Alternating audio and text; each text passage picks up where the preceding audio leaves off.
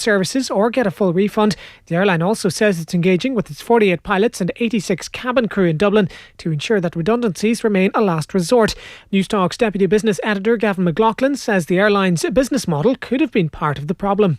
What tells you a lot really about this idea of low cost long haul is Ryanair never did it.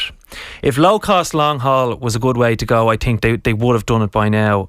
15 people have been rescued after being swept out to sea off Maharoti Beach in West Donegal this afternoon. The alarm was raised after 4 o'clock. 10 people were airlifted to Letterkenny University Hospital, while 5 more were treated at the scene. That's it for now. More in an hour. Newstalk Weather. Thanks to the AA. Great value annual travel insurance that covers you even before you go. Mostly cloudy with scattered showers. They'll extend across the country tonight with some mist in places. Minimum temperatures of 10 to 13 degrees. And now you're up to date on Newstalk. The Football Show on Off the Ball. I'm prepared to do anything I can to play for my country again. Do it then. What about your start to the game? It wasn't bad, was it? Why should an honest answer be a mistake? How can a modern day manager not have a mobile phone? Why should he? Well, if you listen to the Football Show podcast, you'll have heard us last night sign off with the news that Kevin Kilbane would be back in studio. To his surprise, and here he is. He's been bullied back in once again. Tell you what, JP's some battle axe, honest to God he is. How many times did you have to say no before eventually you said, OK, I'll come in? No, sorry JP, I can't do it. No, oh, come on, I need you. No, sorry JP. Must have been a good dozen times. Texts and calls, everything.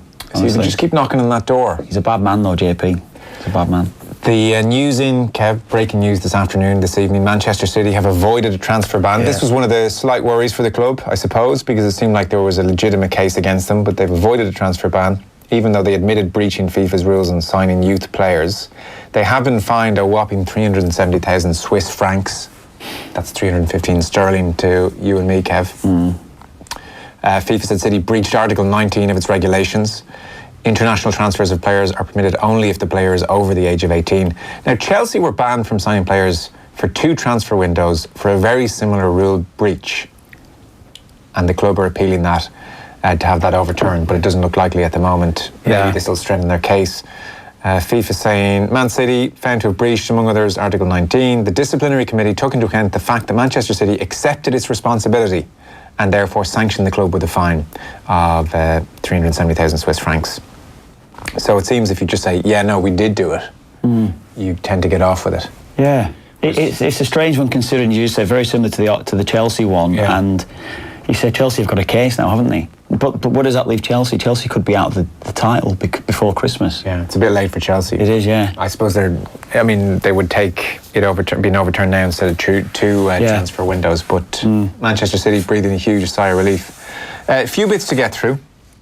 So there was an interesting piece in The Athletic, which is... Have you subscribed to that? Not yet. I subscribed to it the other day, yeah. Oh, go on then, give us the early review. I was going to do it, I was thinking... Well, it's good. I was talking to Daniel Taylor at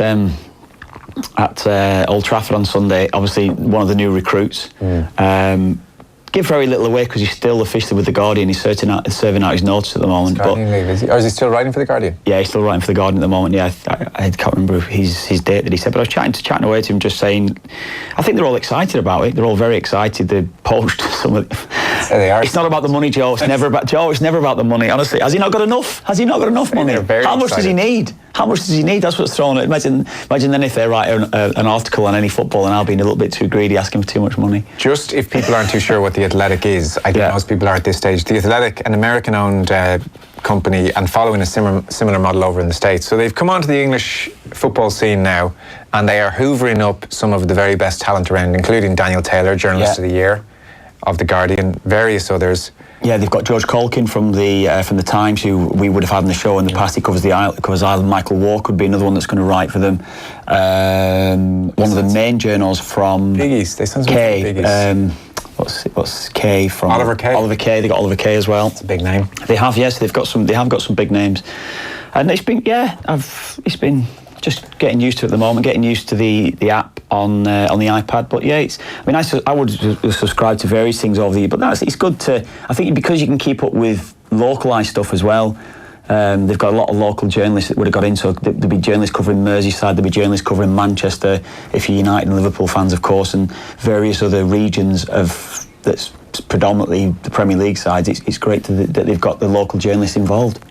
They want you to subscribe is the thing, though. Well, there's an offer at the moment, Joe. It's perfect for you. I think it's £2 a month. £2 a month for the first year. You get a 3 month trial, and then it's £6 a month or something. I think it is. I think that's right. It might be $2.99, half price. I think it's $2.99 actually. Sorry, £2.99 a month is tempting enough. So, this has been a big deal. We'll do a piece on it in some stage in the next week or so. British football journalism jolted by the arrival of a US upstart, which assigned some of its highest-profile reporters.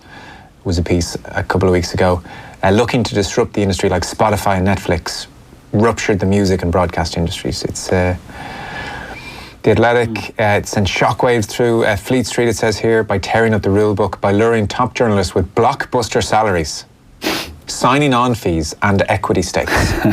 Did you ever get a blockbuster salary, a signing on fee and an equity stake? You definitely didn't get an equity stake.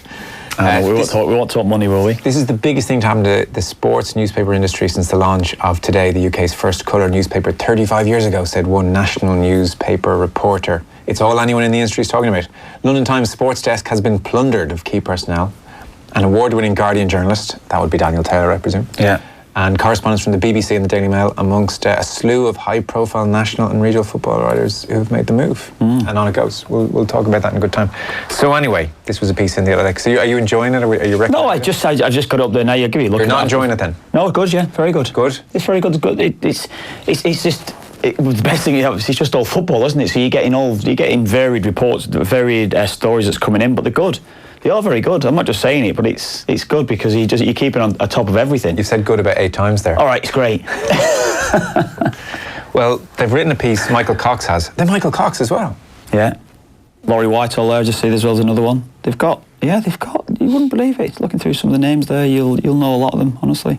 So Michael Cox has written a piece. Amy Lawrence gone, yeah. About the inverted winger, Kev.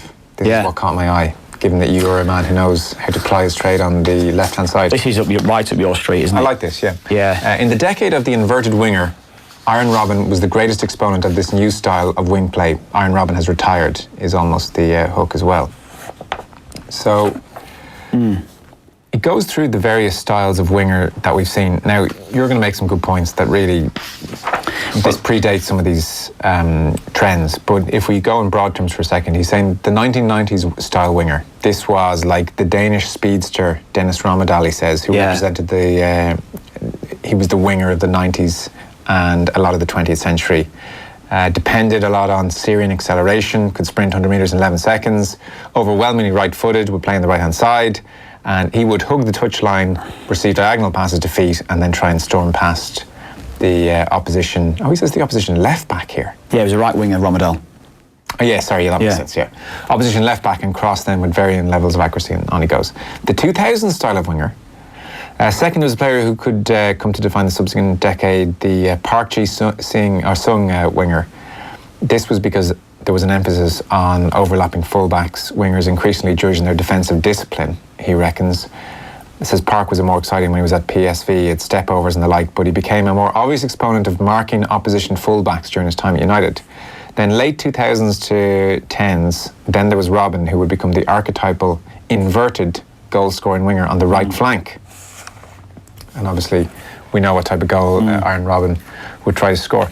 So where do you fit into those 3 brackets then? Well, I just say quickly on Robben. Robben only was put onto the right-hand side because of Damien Duff, because they had Duff and Robben at Chelsea, and one of them had to play on that right side. Damien did play on the right-hand side a little bit at Chelsea as well, not predominantly, but later on then at Fulham, where he did play a lot on the right-hand side. But that was the reason why they had 2 brilliant left-footed left wingers, and they had to find a place for both of them in the side. So Robben played out on the right. Brilliant player. Played against him a number of times as well during his Chelsea career. Brilliant footballer. Because he says of that period, Cox makes the point that Duff then was the issue at Chelsea, but he says even at that stage though, the Premier League hadn't truly embraced inverted wingers. There were the occasional exceptions. He mentions Robert Pires, right-footed. Yeah, I thought that one immediately. That one was immediate because what Arsene Wenger was the first one I spoke to. I can't think of his name now. Ginger-headed right winger. The the Ginger Pele, they used to call him at Arsenal. What's his name? Ray Parlour. Ray Parlour. So but Ray... Pele, I think it was, Kev. What was it called? The Romford Pele, that's it, sorry. Ends up being a little bit prejudiced towards his hair colour there, is it? Sorry about that, Ray. No, but what Ray was great in... They used to speak to Ray a lot about it. Ray just said that... He said, I was an out-and-out right winger, essentially, but I used to play in midfield. So Wenger recognised that, and Wenger just used to say to me, he said to him, why you stay out on the wing? Why you never get the ball? You're never going to get the ball. He didn't want his sides hitting 50-yard passes, where I would have always been in that position. You would have relied on a midfielder that could spray passes out to you and get it out to you as quickly as possible. If it wasn't at the full-back, it had to be off your central midfield player, just smashing the ball to you straight away. Yeah. Well, Ray Parlour used to say, Wenger used to get into him, that do what Perez does, step inside, get on the ball. You see you inside number 10, I suppose, or outside number 10, inside forward, and that's what Ray Parlour said. He said the amount of times that the fullback wouldn't come in with you, just stay in his position at that time, because the left fullback would stay. Exactly, you're in a 4-4-2 position, hold your ground, don't engage. You're quite happy with the play being in front of you. But what Arsenal had so much pace running off defenders that when Ray got on the ball on the half turn, he could then play balls through to whoever it would be. That was how he picked up a lot of space. Yeah, that's how he said Wenger, of course, little bits that brought to him, but that was Perez on the other side. So Perez was the one I immediately thought of. Perez played as a left winger, but Perez was a master at finding space. I immediately thought back to Georgie Kincladze, who was one at Man City, who, you know, he didn't reach the heights maybe that his ability should have, because he was an unbelievable talented player. Georgie Kincladze, a left-footed right winger as well. Yeah. In the mould of Robben, probably didn't have as much pace. I would probably say more ability than Robben in terms of his ability just to beat defenders. You knowing exactly what Kincladze was going to do, yet you just couldn't stop him. If anyone was playing on the left-hand side up against him, left winger, left back, you could simply not stop him. Like Robben, getting onto his left foot, you could read it. You're watching it on TV when we all going, you know what he's going to do? He's going, and can you not just come? But it's just amazing how a player has that knack and that trick, and they can't stop them. Well, I guess if you have the ball, you dictate the terms. Yeah. They have to anticipate the moment you're going to do it, so even though they know you're going to do it. And you'd overcompensate, show him the line. Yeah. Robben did have the ability to beat you on the outside as well, though, on his right foot. He could do that, he could drag it, but predominantly he'd get the shots away, wouldn't he, because he had the ability to do that. The other one you mentioned just when I gave you this piece to have a read before we came in, and it's such an obvious one, I didn't think of it, but was Chris Waddle. Waddle was a master. Waddle was... I mean, we've had him on the show. It'd be great. It would have been great. We should actually get him back on at some stage as well. But you get him. He's great at talking about how he used to play on that right hand side. He felt as though he got more space, playing again on the inside a little bit. Wasn't necessarily restricted just to staying out in the wider area, but he was. Oh, he was brilliant. And was he an exception then? Very few other left-footers. Certainly, I mean, that was 80s and 90s as well, yeah. So he was a rare exception. Very, very rare that he would do that. Because he used to say himself, I think Jack Charlton was his manager at Newcastle, I think we spoke to us, and he's a big left winger. Jack wanted him as a left winger going on the outside. Yeah. And he said it wasn't his game, although he was actually very quick, or deceivingly quick, I suppose he was. But he used to prefer to play on the inside and come and get shots away, play people in, but more so beat people on the outside and inside, yeah. And so, like, when I think of the 90s, if I'm to say quintessential left and right wingers, Ryan Giggs, left-hand side. Lee Sharp. I was going to say Andre Kanchelskis. Yeah. Right-hand side. Kanchelskis, knock it by the full-back, try and whip it across. That was your job. Yeah. And all the teams I grew up playing on, the speedy left-footed player was in the left wing and the speedy right-footed player was in the right wing always, and it was just knock it by the full-back and put in the cross. That was the job. Was that your football education? Yeah, definitely. I had very little responsibility when I was first breaking into football as a kid, defensive responsibility. I was just told by the manager, you don't really need to run back. You stay up the pitch. Okay. We'll get the ball to you. We'll find you. You've got the ability to open up defences for us. So were fullbacks? Was your opposition fullback overlapping much, attacking much? Not really. No. Yeah. You'd predominantly get a fullback sitting in as a 4 if you were playing as a 4. You would get the odd side playing as a 3. I feel like Dennis Irwin got forward. Yeah, he did. Yeah, he did. But I wasn't. I'm talking about when I was coming through the system. I was playing lower league football in England when I was 17, 18. So I was playing against tough defenders who would sit in the position and think nothing better. Just when you got the ball, they were actually just going to go through you. That was how they used to do it. So you'd have to find ways to beat them. I was just going to say there that if they were playing against a wing back, I was told if I was playing against a wing back, do not under any circumstances drop back with him. And I think I learnt that when I actually played wing back myself, to try and play a little bit of cat and mouse with a full back, stand the other side of him as a wing back. Yeah. All right, you go, and you were hoping at times, because if it broke to him and you weren't with him, you would get wrong side of him. You would, but if you win the ball back, you're the wrong side and you're away, and that was how it used to be. But you're right in saying that I was a left winger, stereotypical left winger, as we all would know. You were beating your man on the outside. You were asked to beat your man on the outside, and that was it. Yeah. And then throughout the decades, so Pires comes on the scene. I guess Parler's doing what he's doing. He makes the argument here, Cox. Throughout the Premier League, no side, with the exceptions like Pires, no side deployed two inverted wingers. So if you had a right-footed, left-footer, they were deployed on the right and left respectively. Like, he gives an example. 06-07, Robben's final season at Chelsea, United had Ronaldo and Giggs, and it was very much Ronaldo on the right, Giggs on the left. So even up to 06-07. But Ronaldo played a lot on the left wing as well for United. Yeah, maybe not until Giggs went, I wonder, or Giggs started playing in... No, I don't think that.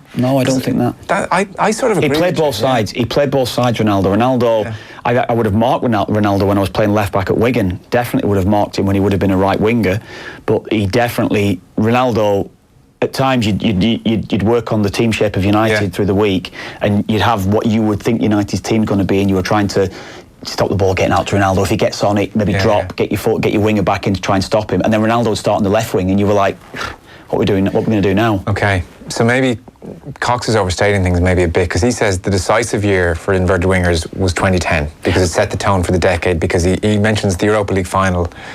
Fulham, they had Duff on the right, they had Simon Davies on the left, and Atletico as well had a right footer on the left footer on the right, and then the European final, that was Mourinho against Bayern, the Inter team, and they had like Eto'o on the left. I know he's a striker, but Eto'o on the left, Pandev on the right, and Bayern had Ribery and Robben on opposite sides. So he's saying 2010 is when this whole... I'd probably say it's right. I mean, I'm saying with Ronaldo did start on both wings, but if he was starting on the left, you would have had a right footer playing on the right wing at that time. Giggs played, when he first broke into United side, you're saying Giggs, he played as a right winger, because Lee Sharp was a left winger for United. So he had Sharp on the left, Giggs on the right. That's how it used to be. But no, he's right. He's definitely done his research there in that. Robben changed it. I think Robben changed it, that Robben was so much of a goal threat, more of a goal threat than we'd seen. I remember playing a game with him. It was a famous game. The season we finished fourth at Everton, we went to Stamford Bridge. I think we were second in the table at the time. Chelsea were top. So it was billed as a 1 and 2, albeit we were probably in a false position going there. But we were flying. We were really flying. And it was a brilliant game to play in.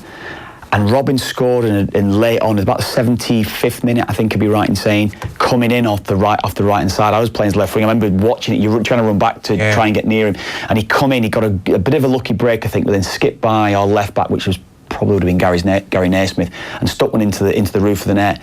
And they won the game 1-0 against us, Chelsea, and that was Robben. Robben was so good at finding bits of space, whether it would be running onto passes to finish them first time, or that little dribble that we constantly seen where you knew what he was going to do onto his left foot and score. But yeah, I would say that Robben, particularly then how it went at Bayern, and we were watching so much Champions League football at Robben and Ribery and all these combos that they used to do. But Ribery was I remember seeing Ribery play as a right winger as well, but it becomes so effective with what Robben did, and so many sides did do it then. The last 10 years, that's been the norm, hasn't it? And so why is it effective? Like, you've been a left full defending, I'm sure, against an inverted winger, and then you've been that traditional winger hugging the touchline. So like, what's the benefit? Would you have liked to play a bit more on the right hand side as a winger? Dennis Smith used to do it with me a bit when I was at West Brom. Dennis used to say to me, look, you're not getting joy out of a fullback, go, just go. Dennis used to give me free rein to do what I wanted on the pitch, really. Look, you know, you're going to create for us, you're going to maybe get the odd goal for us here and there, but go on the right wing, go and do what you want, go and be effective in games. So he was great in that respect. So yes, but I didn't get the chance to do it enough. No, right. I don't know. And I think then when I stepped up to Premier League level, and I think I've said it to you, the reality hit me then that bloody hell, I can't do what I did when I was playing the Championship. I can't do what I did when I was playing the Football League. This is a different level altogether. Yeah. So you have to then adjust your own game to try and almost survive, I suppose. And when you played a bit at left full towards the end of your career, did you prefer playing against the out and out Kevin Kilbane? Winger, or were the inverted wingers a nightmare? Yeah, absolute nightmare. Really? They were a nightmare because they weren't necessarily wanting it to the feet all the time. When you can play wants it to the feet, you know they're going to stay out there. So you try and get your body shape right. You're dropping off into a position in line with the left side centre half, seeing ball man. he would never stay in the position where he's in your eye line. He'd be constantly wanting to run off your shoulder, so you might have to drop a little bit deeper. That in turn is bringing you back forward a little bit deeper, or he'd run across the front of you. So, and I was never a great defender, so it was very different. Whereas if you got someone that played up against you, you could deal with it physically. You were fine, and you might get your fullback coming back to help you in a 2-on-1 situation as well. So it was easier to deal with. But the player that used to run off, you run inside. I think I did play against Damien when he was on the right wing, and he would make that run inside you, and you try and step across him, which maybe I would have done at times. But if you've not got near him in time, or he set the run off a little bit quicker than you anticipated, you were out of the game. If that ball's played right, if the ball that's released into his path, he's in on goal, and that was the thing. So it does give you a different. It does give the attacking team, of course, a different option, but it gives the defender the difficulty, because you can't constantly just say, well, look, you know for a fact that ball's going to be played over your shoulder. I didn't mind that ball used to be played over my shoulder, because if you're in the right position, you know that if it's going to make it, if it's a good enough ball played over your shoulder to a right winger, you could make up the ground, hold them up. If it's played inside you, that was the ball that used to kill you, because you could never turn, because as soon as you turn, you can't see your man, and that was the thing. So, do you think it's here to stay now, the inverted winger? Or is it just another phase? Well, I used to go and watch Lee Carsey's youth team at Man City, and they had Jadon Sancho playing on the left wing. Phil Foden would have been playing in the middle, and I used to say to Lee, I said, do you ever want to just stick him on the other side if he wasn't? Because what used to feel like when I was watching Sancho all the time, he used to beat his man 20 times, and then beat 6 other players as well, and never want to release the ball quickly. I'd feel as though give him a game, or certainly change him in game, stick him on the right wing. That would give him more of maybe the direct approach, that he would release the ball quickly out of his feet, beat the man on the outside, cross it, and then all of a sudden then he can switch back to the other side, where he's getting a bit of a different feel on how to release the ball. I do feel as though, in terms of the question you asked me before, changing up your left and right winger, I think it helps the player's development as well. I would definitely think that. But City have their way in that 4-3-3, and predominantly they would always want right footer on the left wing and a left footer on the right wing. If they can, that's what they would want. They actively want that. So you don't think we're going back to a Conchelsea's gigs? No, but I mean, Sané plays in the left for City, doesn't he? And that's where he likes to play. But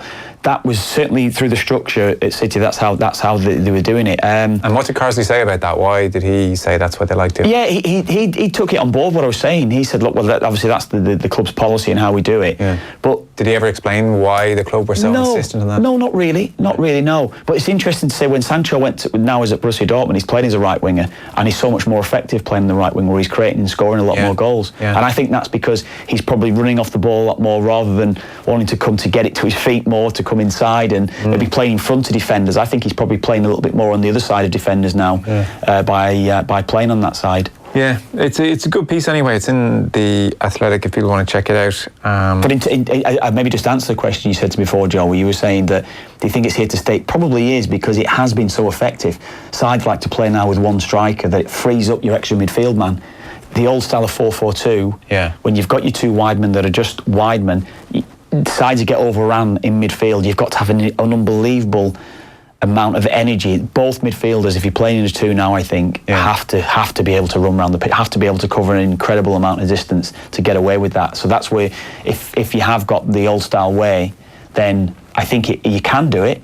But everyone has got to be prepared to work extremely hard. Very fit, yeah. Very fit, yeah. Just as a very brief tangent, as we were talking about that, I was just thinking, generally, and you can tell me if I'm right or wrong here, but I feel definitely growing up watching football in the 90s, a free kick out towards one of the wings, the done thing was more of an outswinger. Do you think? I feel like that was the case, but in the last decade to 15 years, I feel like in-swingers just became the default thing. Aim it towards the back post, hope someone gets a flick in it. No. Were there plenty of in-swingers back in the day as well? Yeah, I would have taken on both sides, yeah. I would have been, certainly coming through the system there when I was 16, 17, I would have taken all corners and free kicks, yeah, so I would have been anywhere. So you were just the de facto free kick? Yeah, the best one to ask, and this one really, when he would be on, he'd be on Thursday with Nathan, wouldn't he? He'd be asked John Giles about this, because Giles will be great, I'm telling you.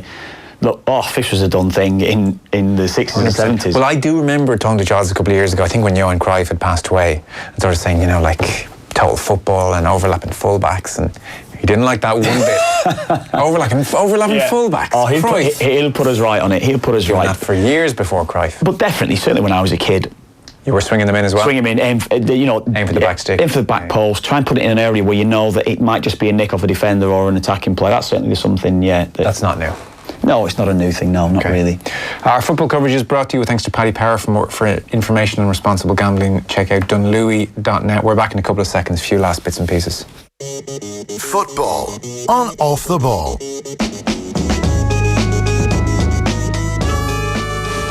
Moncrief. We were talking to Aaron. Aaron is one of the world's leading backwards runners, which is actually a sport. It's a thing. Maybe our bums are positioned at the back of us for this very reason. It's just taken us 200,000 years to learn that we were all destined to backwards run and make proper use of them. That could be one reason, but I would imagine there must be a reason why our eyes are in the front of our heads rather than the backs of our head. Moncrief. With the all-new Dacia Duster. Weekdays from 2 p.m. on News Talk. Let's face it, the Irish summer has serious commitment issues. It's always late, disappears for weeks at a time, and consistently breaks its promises. But not us. At Electric Ireland, we're committed to giving you an 8.5% saving on your gas and electricity year after year after year after year. Visit electricireland.ie/join for the kind of commitment you deserve. Estimated annual bill €1,736. Average consumption, urban 24-hour, discounted unit rate, standing charge, PSO levy and carbon tax. Residential, dual fuel, direct debit and online billing. Terms and conditions apply. See electricireland.ie/EAB. Rates at 1st of April 2019, subject to change. Congratulations on getting your Leaving Cert results. Now it's time to start thinking about the computer you'll need for college. At Harvey Norman, we have all the biggest brands like HP, Acer, Lenovo and Apple with savings of up to €200. Plus, get up to an amazing €300 cashback on any computer or Apple Mac 699 or above. Our technology specialists will even help you choose the right product, set up your computer, and even help transfer all your important files. Shop in store or online, only at Harvey Norman. Have a great evening with itsforwomen.ie. Don't live your life on hold. Get a quote now at itsforwomen.ie and see why we're trusted by over 130,000 women in Ireland. Off the Ball. This is News Talk.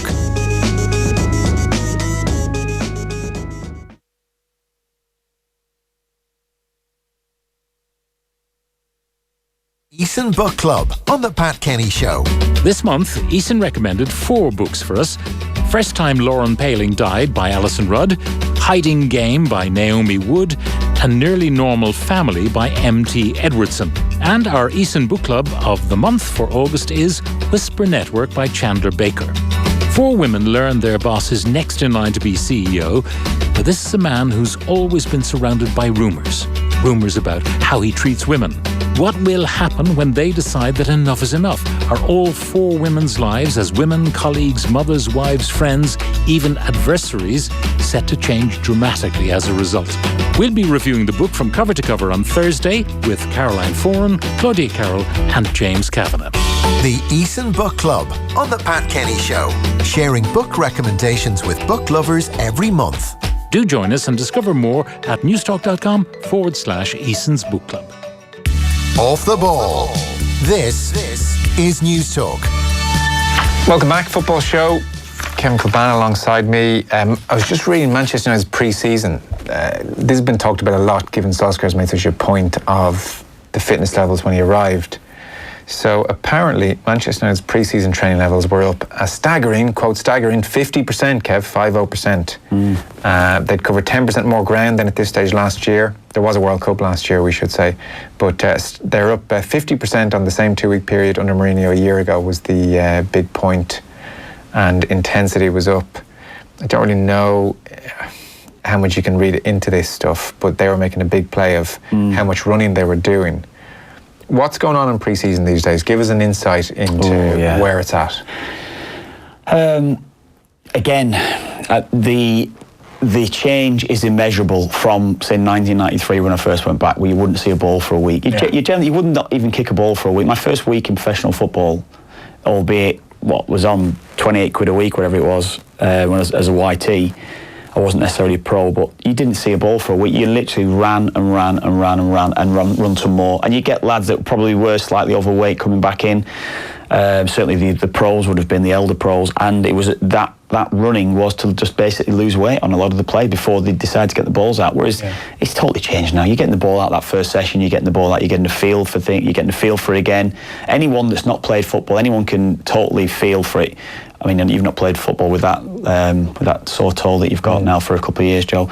But if I threw a ball at you now, I've seen you, you're not very good at controlling it the best of times. But lads, anyone would struggle just getting a feel for the ball again. So Better first touch than you.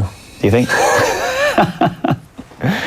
What was I going to say? There was something. Oh yeah, on the just losing the weight thing. Is it right? They genuinely are weighed every day now. Even when I first started, we used to get weighed every week.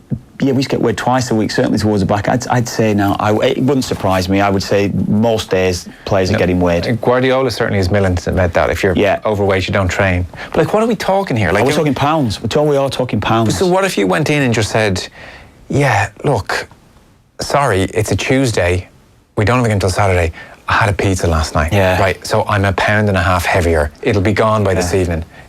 Is that not cool? Well, from again, what you hear and everything that's been put into the place, they're just being monitored totally on everything that they're eating, and it's almost deemed. Look, if you're eating that pizza, then it's going to affect you for a couple of days after that. It's going to affect your training. It's going to affect your preparation for the games. I mean, players do have pizzas and stuff after games. After a game, yeah. And lads in general, you'd be correct. Lads, they do let themselves go or have something. But I think that's what I'm saying. If I come in and I'm 2 pounds over what I was yesterday, I mean, it's like I didn't go to the toilet. Do you know what I mean? Like, are we literally talking pounds? Well, that's from what you're hearing from the Spurs and from what Pochettino does, what the clubs are doing.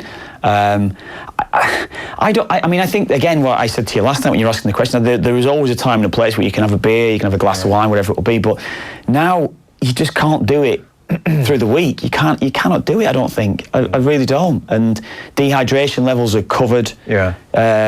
Before you go into training, they're being monitored. Every single bit of a player now is being monitored. And then when you're on the training ground, like when the GPS systems come into place, when they started to realise that, obviously you see them in the back of shirts now, don't you?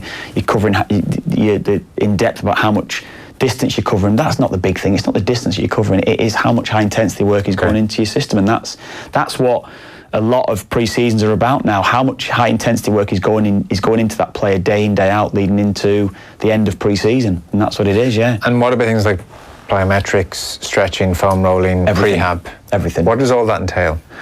I mean, we would have had the general working on ankle strength, where you'd be basically just hopping into a certain area, landing on certain things to try and stabilise your ankle, to try and get that strength right. That's in terms, then it's kicking in your hamstrings, it's kicking in your glutes. All this, everything like this is taken for granted at such a young age now. Coming through, young players are doing it at 12, 13. So if young lads are not able to go in the gym every day in terms of lifting heavy weights, which shouldn't be the case anyway, they're working on body weights, they're working on strength, lunges, they're working on all these sort of things to try to engage various muscles on the body, and that's what's taken on obviously to a different level when you're in the professional level where you're using weights and they're involved. But prehab, certainly, yes, you said the foam rolls. Joe, you name it, it's been done. And every single fitness coach has slightly different ideas, tinker with different things, but predominantly it will be the same. Because I was reading, what's his name? Sorry, Hawkins at United. Hawkins. Oh, where's it gone? Typical. Richard Hawkins. Yeah. Sorry, he's the head of athletic training at United, and he was saying that they were doing injury prevention exercises that rotate on a daily basis depending on which muscle. He said our key injuries we've had over the last few years have been groins and hamstrings. Yeah. So basically they're obsessed with their groins and their hamstrings. Were you, and I think you had a bit of groin trouble for a while. I had groin trouble when I was younger, actually. I had an operation, and groin trouble. Like, were you genuinely able to improve the strength of your groins and hamstrings with exercises? Yes, definitely. Specific exercises, however it would be. And generally it would have been adding weights to it as well when you were younger. But I think as well, I mean, I had it when I was about 18, 19, probably having growth spurts as well. Yeah. That's the sort of thing that does add to it, doesn't it, of course. And how good are they now making sure that the ratio of strength that's in your thigh versus your hamstring is right, and that you're not imbalanced in some way. Well, again, as it progressed as well, you're doing jump tests, so you're knowing how much power's in your calves for the jumps test. The distance that you're jumping off the ground. And we spoke about this last year. In terms of, do you know what, Joe? I couldn't give you specifics on in terms of how they're monitoring your leg strength and all these sort of things. But when you're injured, you got there was a machine, and I think that would have even been developed now to see how much power. So say somebody's pulled the quad and you're doing just general leg curls, and you say do 20 leg curls, whatever it would be, and there'll be a certain amount of power that you're going to have to, or a certain amount of weight that you're going to have to lift through those leg curls. The weight that you're doing would certainly obviously decline with that injured leg, and then you're lifting that leg or your weaker leg up to the strength of your stronger leg, and that's generally how it would have been monitored. So do you know what, Joe? I was very lucky with muscle injuries, and that's the thing through me. I struggled with my back, had a groin injury, had ankle trouble maybe at a younger age as well. Probably growing spurts would have affected that. Apart from my back, I was very lucky really in terms of muscular injuries. So as an athlete, say in your early 30s, just before injury kind of and age started to affect you a little bit, were you like just a much stronger, more agile, better athlete at 32, 33 than you would have been at 21, 22, 23? Yeah, definitely, I was a lot fitter, could run a lot further, and that was probably just the amount of training that was in me. Probably didn't have the raw power that I would have had when I was 21, 22. Okay. Certainly didn't have the pace. But I would have thought you might have kept the power. No. I didn't. As I got older as well, I become a lot more leaner. When I was younger, I had so much natural strength. When I was 16, we used to have this weight machine at the club, and it was just basically like a bench press machine. It was so basic in the gym. Yeah. I was only 16, barely lifted a weight in my life, and I could lift the most in the club when I was 16. Do you know what I mean? So I could, it was like 120. Not more than the seniors. It was about 120 kilos. One lad said I was on steroids. It was a bit freakish, but we used to have it used to go up to 120 kilos. It was just basically a bench press machine, and I could, as he would say then, stack it. I could stack it, and nobody else in the club apart from one of the senior pros could have stacked it. At which club? At Preston. At Preston. Yeah. So 28, 29-year-old men, you were lifting heavier than them at 16. Yeah, there was only, I think it was Lee Cartwright was the only one who was strong enough, and I was the only one that could lift it. Yeah. And were you on steroids? I hadn't done weights. I'd never done weights. Do you know what it was as well? Because when I was a young kid, I used to have spots on my shoulder, and that was a sign of steroids apparently. Because the lads used to go, "Oh, you got spots on your shoulder. You're on steroids." I was like when you're 16 or 17. And was it embarrassing, Joe? Is there anything you were doing in your daily life up until the age of 16 which would explain this strength, or were you just a genetically gifted? Climbing trees, knocking around. Nothing. You weren't part-time job in a pub lifting eggs. Nothing like this. Never. The only thing I used to do was a part-time job at a paper round as a boy. That was. And were you doing push-ups in your own time? Not really. No, only when you just with the team, 14 to 16, just doing the basic. And you're punching heavier weights than grizzled pros 10 years older than you. Yeah, honestly. That's hilarious. Yeah, honestly. Doesn't speak much of the strength in the Preston. Yeah, maybe that's right. Yeah, maybe that's right. Okay, well that's pre-season anyway. So look, I'm very interested to see how United shape up, because they're talking a big game here. They've got various pieces, 50% more intensity, 10% more ground covered, all that kind of stuff. It was funny though, I mentioned it last night about Andy Lonergan, who's just gone in though to Liverpool. He's had Andy, is he 35? I think he is now. He's certainly mid-30s. And even he was saying to me, it is ridiculous. Now he's been at Leeds, at Preston, he's done everything, but Jurgen Klopp is taking it onto a different level in terms of training and preparation. Yeah. Jonathan Northcroft was writing about this actually in the Sunday Times, of Liverpool in particular. A witness described strewn bodies and players panting and choking back vomit of Klopp's methods.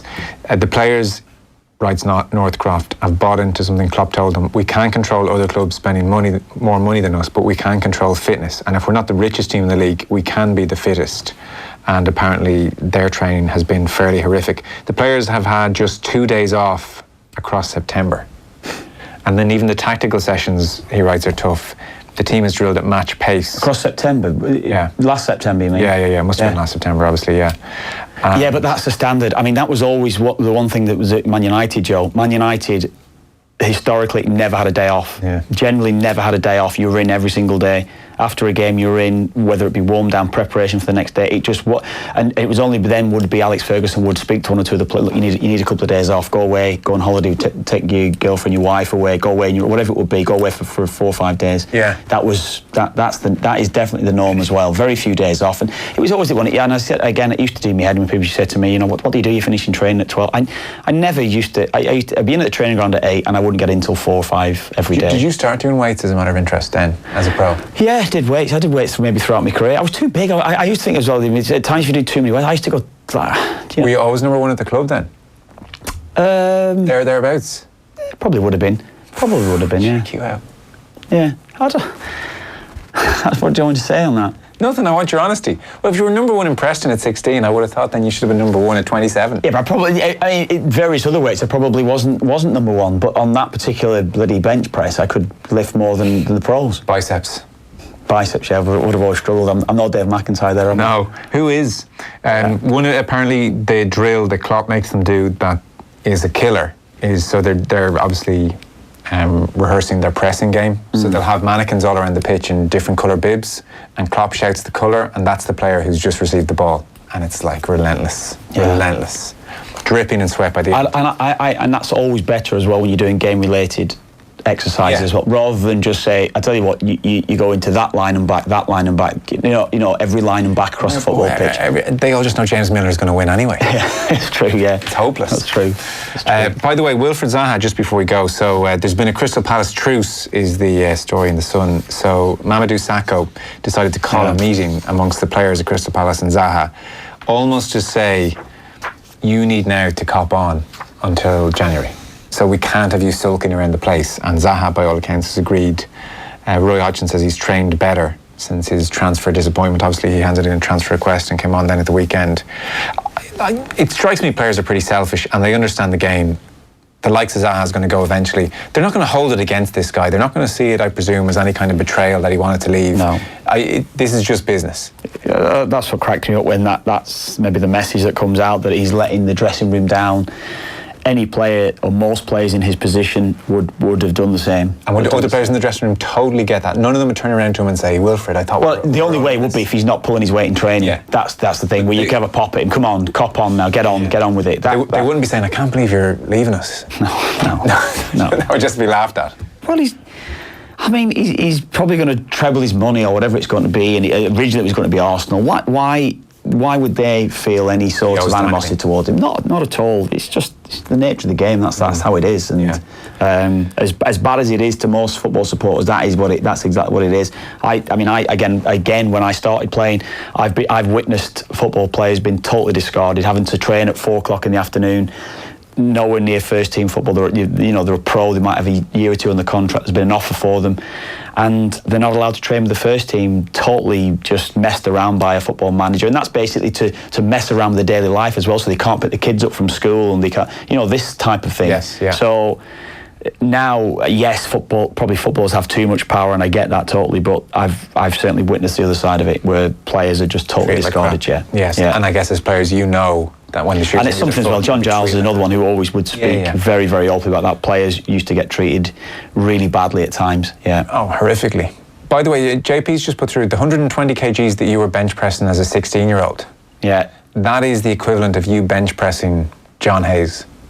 Is it? Yeah. Or Mike Ross. It was one of those machines, though. So sometimes those machines are a bit false, aren't they? I mean, to be fair, it would have been. It used to be. It sounds to me like the makings of a good roast show. Yeah, we used to do some at Everton as well. It used to be. If you're in the 100 club at Everton, could you do 3 of 100 kilos? Could you lift 3 at 100 kilos? And you could. Yeah. What was if you're doing 120 at 16? I don't think I lifted 120 on a bar. 110, I think I did one of once. Yeah. Not bad. That's all right. No, it's not bad. I don't do weights now at all, though, so stay clear of the gym. Did you like doing weights? Not really. with a mirror. But it's just your routine, yeah. But it's your routine then, though, wasn't it? You just used to get your routine in place. So I'd do weights in the morning before, lighter weights, so certainly stretching, everything like that before training. Yeah. And then definitely after training, I'd be in the gym. Yeah, we'd do 3 days. Did you like a good loud exhale, dropping the weights on the floor? You were the alpha male. I wasn't one of those assholes. No, I was definitely not one of those. No. I'm going to talk to you more about your weights regime. Oh yeah, soon. I was very soon. Yeah, go on. We'll talk about that sometime. Yeah. We will. Kenny was good on the weights as well. You want to get Kenny sometimes on it. Well, listen, this piece just got better and better. We got to wrap this up. You're done for this evening. I'm going to bring you up to date what's going on with Dundalk, with Richie in just a sec. I remember lying back, pillows on me bed late afternoon, looking up the top of my wardrobe, stacked with boxes of Moro bars. Batch loaf, not the heels. And butter's another thing. Over the last couple of years, I've gone back, because I wouldn't have tasted butter for about 15, 20 years. Yeah, bread was a big thing for me when I went over to England. I missed it. Vienna rolls, toast.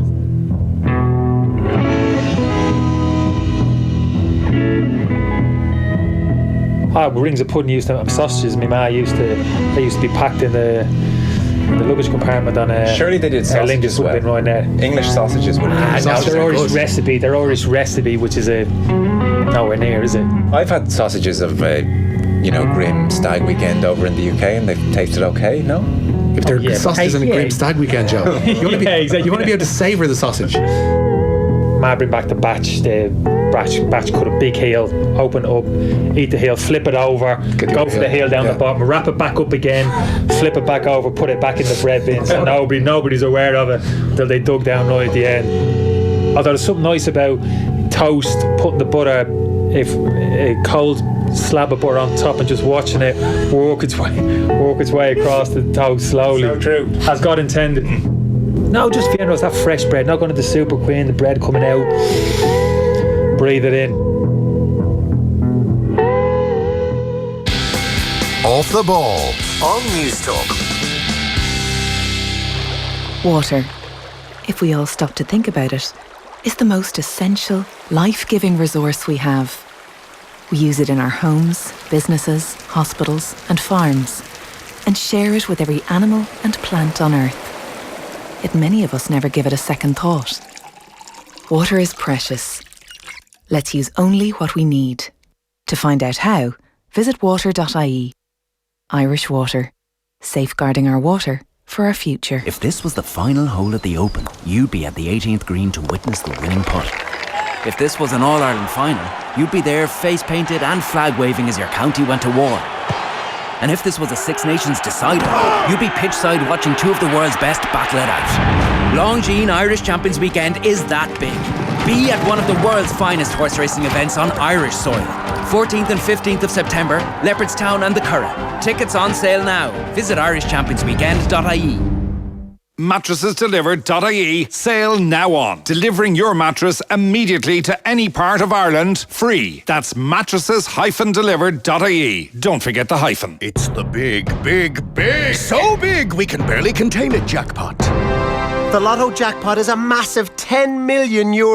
Play responsibly in-app, in-store or at lottery.ie. Lotto, time to play. Estimated jackpot. Off the Ball. This is News Talk. Welcome back. Now Kevin Kilbane has skulked off home, as is his way. Lazy. Dundalk 1, Slovan Bratislava 3, about to go full-time. Richie with all the details in a moment. Some texts in firstly, though. If you're not puking in pre-season, you're just not working hard enough. Paddy in Tip says, an absolute disgrace, Kevin Kilbane. Parlour, the ginger Pele. Everyone knows Gary O'Doherty was the one true ginger Pele. And lads, can you help me out? I need to put together my greatest 11 players from the old First Division and Premier League who have never played in a World Cup for their country. You don't need to. I'm not even sure why, especially you want the rest of my night gone, to be honest with you. I will put that together. You said George Best, done. George Best is definitely one. Ryan Giggs. Absolutely. Johnny Giles. Yeah. Liam Brady. Yeah. That was as far as I got during the outbreak. Steve Bruce. Really? There's not been a better centre-half. Did Vidic play the World Cup? Must have. Absolutely he did. Gareth Bale. Serbia. Gareth Bale. Give him a chance. Could be about 20 million teams in the World Cup by the time Ben retires.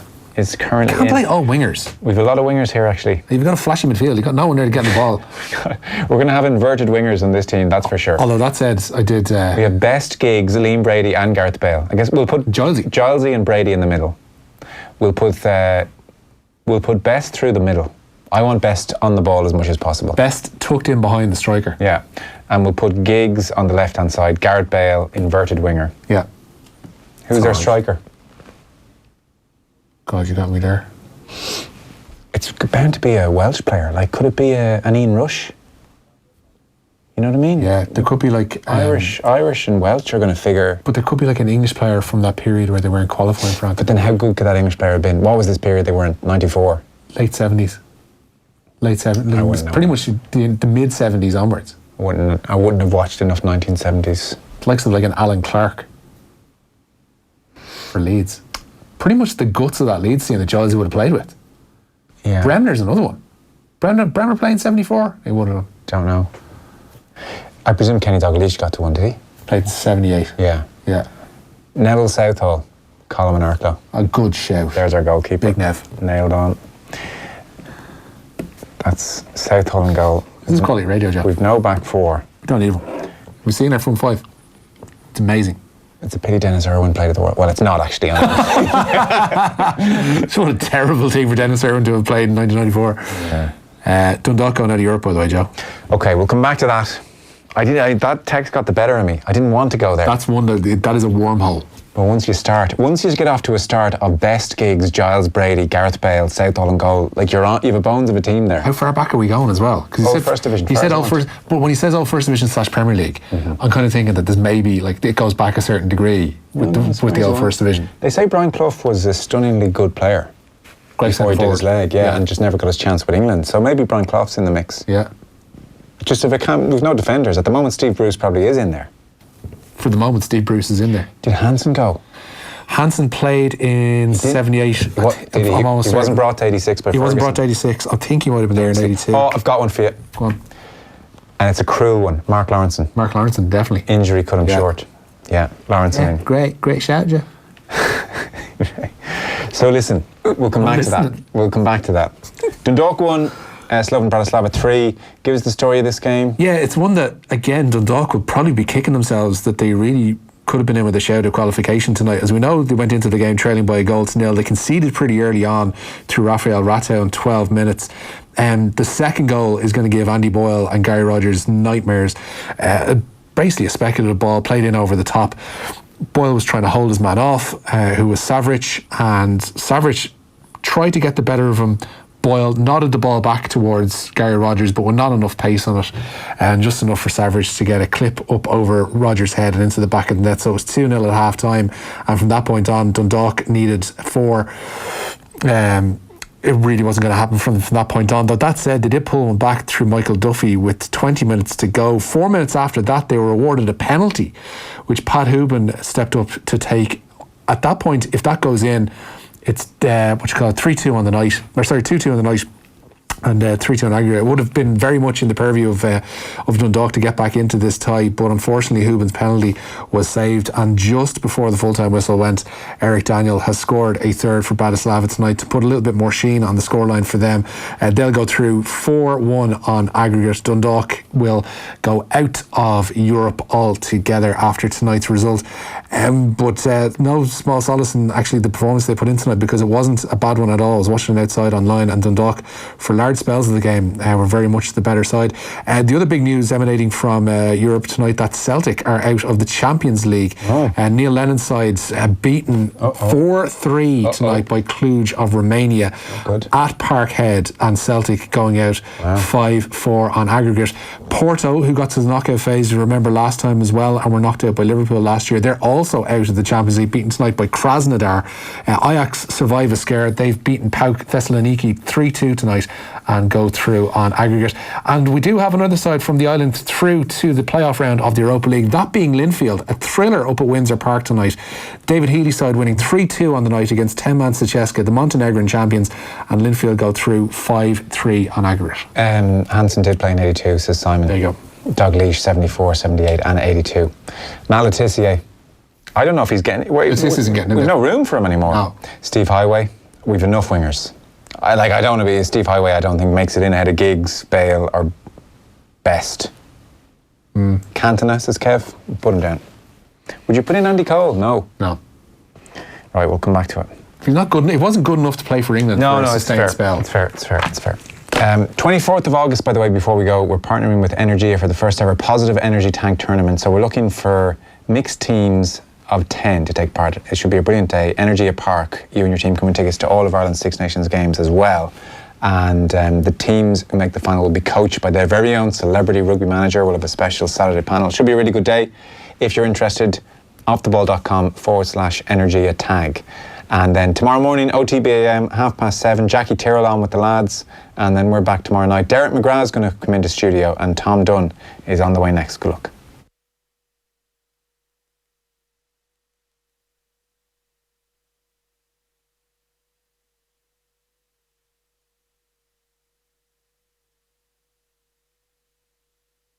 OTB Sports Radio.